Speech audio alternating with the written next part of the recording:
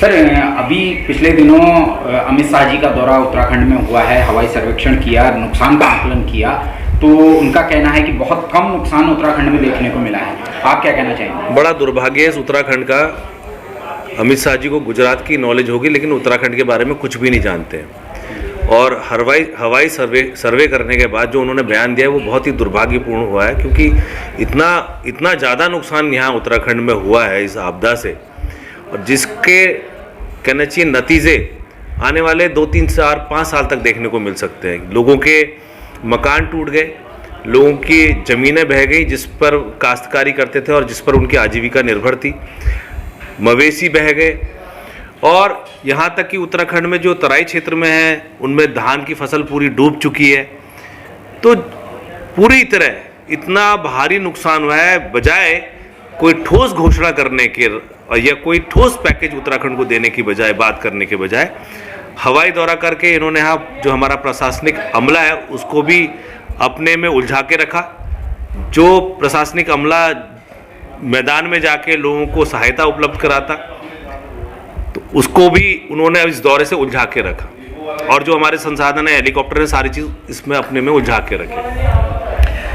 तो दूसरी तरफ अमित शाह जी कहते हैं कि एक टीम आएगी जो आकलन करेंगी। भाई, आप एक तरफ कहते हैं कि आकलन के लिए टीम आएगी, और आपने ऊपर से जो सर्वे करके आपने कैसे कम आंक दिया?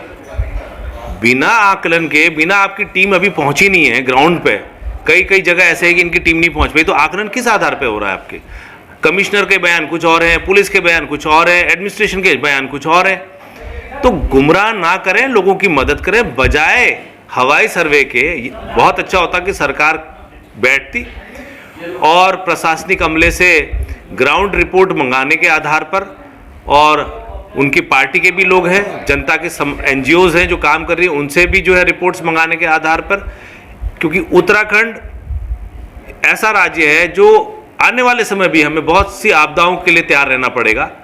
भूकंप भी आ सकते हैं, हमारे जो नेचुरल लेक्स, हमारे जो आर्टिफिशियल लेक्स बनते हैं, अब उनके ब्लास्ट होने से भी कई आपदाएं आ सकती हैं, और भी अधिक वर्षा से कई आपदा जैसे अभी आती हैं। तो इस तरह से हमें ठोस नीति तैयार करनी पड़ेगी आपदा को लेकर इस प्रदेश के लिए। अच्छा, क्या लगता है 2013 की आपदा से उत्तराखंड ने या यहाँ के नेताओं ने या प्रशासनिक अमले ने कुछ सीख नहीं ली? देखिए, उत्तराखंड में कोई भी सरकार आए, निश्चित तौर पे आपदा इस प्रदेश में आती रहेंगी, वो किसी भी तौर पे होती रहे। तो हमें अपना एक सिस्टम, एक नेटवर्क इस तरह से तैयार करना चाहिए ताकि कम से कम नुकसान हो, और जैसे जो लोगों की जो आजीविका है, क्योंकि जिनके घर के परिवार के सदस्य चले गए इस पूरे उसमें, तो उनका कौन पालनहार होगा? जिसके मकान ध्वस्त हो गए उसके लिए क्या घोषणा हुई? जिसके कृषि वाली भूमि बह गई, ढह गई, उसका कौन मदद करेगा? तो ये सारी बातें हैं, सरकार ने ठोस नीति बनानी चाहिए। खाली सरकार के लिए तो सिर्फ ये है कि 2 दिन बाद सब ठीक हो गया तो उनके लिए सब ठीक है, लेकिन जिस परिवार, जो पीड़ित परिवार है, उसके आने वाले सालों तक उसके परिवार को भुगतने पड़ेंगे इसके जो अंजाम है इस आपदा के। तो उसके लिए सरकार को काम करना चाहिए। वहीं कल देखा गया जो जनता के मदद के लिए हेलीकॉप्टर लगाए गए थे, उसमें जनता कम थी, खास लोग ज़्यादा थे। बिल्कुल, जो हेलीकॉप्टर जो यात्राएं सर्वे हो रही हैं, बेहतर होता कि सरकारी अमला मैदान में डट करके अपना आकलन कर रहा होता नुकसान का, और लोगों की मदद कर रहा होता।